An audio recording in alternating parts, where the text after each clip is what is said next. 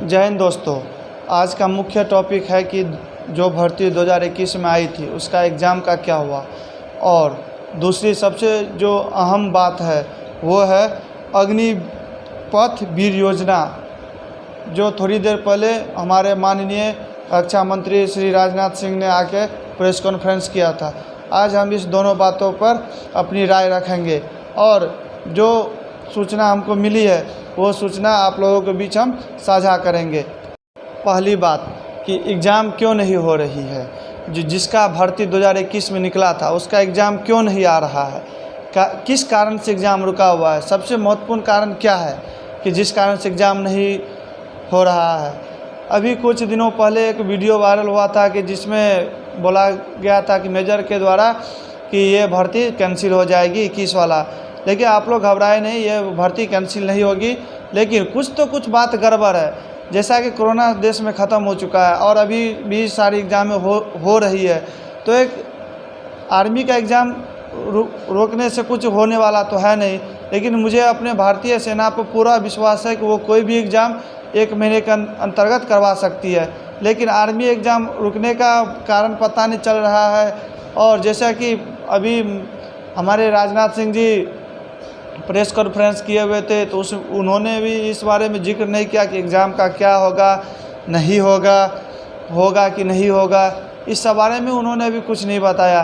लेकिन कुछ खिचड़ी पक रही है जिससे सरकार इस बात पे ध्यान नहीं दे रहा है।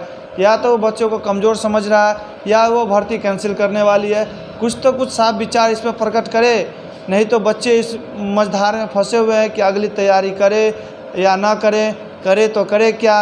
जैसा कि मैंने भी एक दो सर से बात किया था और पता किया कि सर भर्ती काहे रुकी हुई है और एग्ज़ाम का क्या होगा, तो उन सर सब ने भी खुल के इस बात पे चर्चा नहीं की।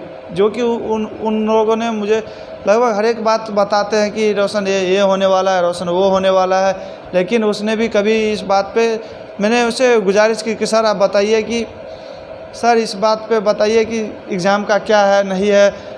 उसने भी इस बात पे खुल के बोलने से मना किया कि रोशन देखो, इस बात पे मैं आपको कोई हेल्प नहीं कर सकता हूँ कि एग्ज़ाम के बारे में कुछ नहीं बता सकता हूँ, लेकिन एग्ज़ाम होगी इसकी 100% गारंटी है। तो फिर मैंने पूछा सर एग्ज़ाम कब होगी, तो उसने बोला कि एग्ज़ाम भर्ती से पहले होगी। लेकिन जब आज राजनाथ सिंह जी इस बात पे चर्चा नहीं किए तो हमको लग रहा है कि इसमें कुछ गड़बड़ है कि भर्ती काहे नहीं हो रही है। और भर्ती की तो छोड़ो कि एग्ज़ाम काहे नहीं हो रहा है, सबसे बड़ी बात एग्ज़ाम है। जो बच्चा रनिंग पास किया है, मेडिकल पास किया है और जो इतने दिनों से तैयारी कर रहा है उसका क्या होगा, नहीं होगा। इस बात पर सरकार को काफ़ी ध्यान देना चाहिए। और दूसरे सबसे ज़रूरी और अहम बात, ये आर्मी बच्चों के लिए सबसे ख़राब समय से अभी गुजरने वाली बातें हैं। जैसा कि अपने सभी को पता है कि एक TOD नाम तो सुना ही होगा कि अग्निपथ वीर योजना लागू हो चुका है। आज 14 जून 2022 को हमारे राजनाथ सिंह जो कि रक्षा मंत्री है, उन्होंने लगभग 1:30-2 बजे के आसपास ये घोषणा की कि भारत में अभी तीनों सैनिकों में, थल सेना, वायुसेना और जल सेना, तीनों में ये सैनिक पद के हेतु केवल सैनिक पद के हेतु यह TOD लागू हुआ है।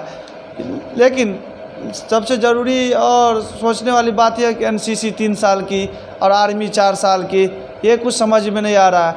एक नेता जो 45 दिन अगर किसी कुर्सी पर रह जाए, उसका सैलरी, उसका बॉडीगार्ड, उसका सरकारी संस्थान, सभी चीज़ लागू हो जाता है।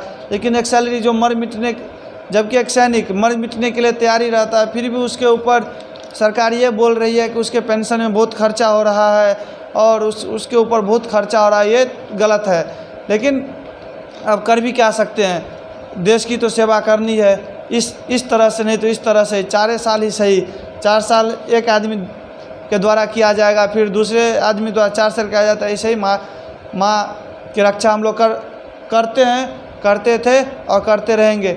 लेकिन अब मैं ये बताने जा रहा हूँ कि TOD अग्निपथ वीर योजना किसके तहत लाया गया स्कीम है। यह स्कीम माननीय प्रधानमंत्री श्री नरेंद्र दामोदर दास मोदी जी के एक संकल्प लिया गया था कि हम अपने सैनिकों को नौजवान रखेंगे। उन्हीं के द्वारा यह था जो आज साकार हो रहा है। अग्निपथ अग्निपथ जिसके तहत आपसे भर्तियाँ होगी, उसमें जो सैनिक रिटायर होंगे उसको अग्निवीर कहा जाएगा। अग्निवीर जो 4 साल नौकरी करने के बाद उसको घर पे छोड़ दिया जाएगा और उसमें से 6 महीने के बाद उसका 25% बच्चे को फिर से बुला लिया जाएगा सेना में।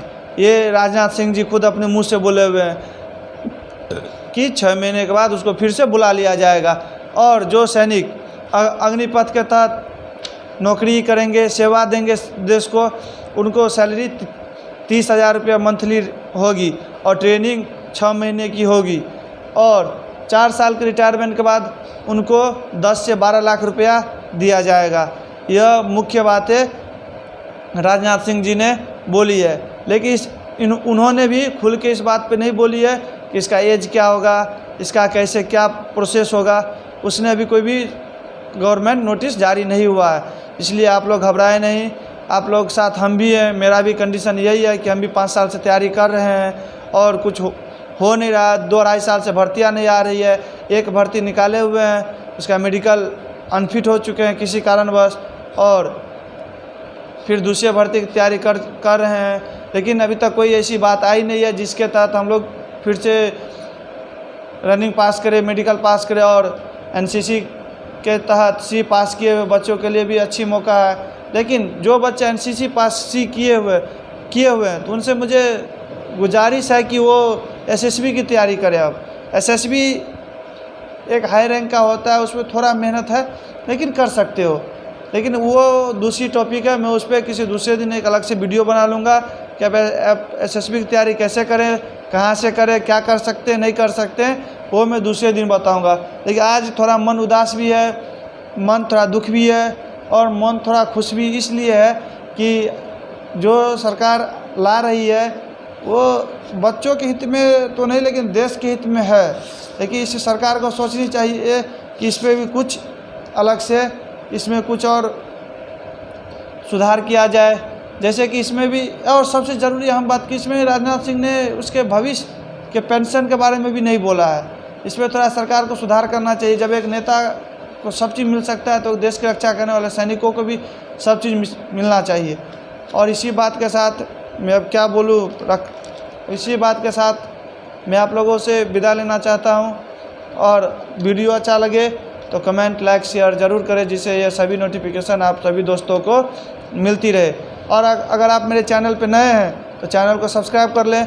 जैसे ही कोई आगे की नई जानकारी मिलेगी तो मैं आप लोगों के सामने जल्द लेके आऊँगा। जय हिंद।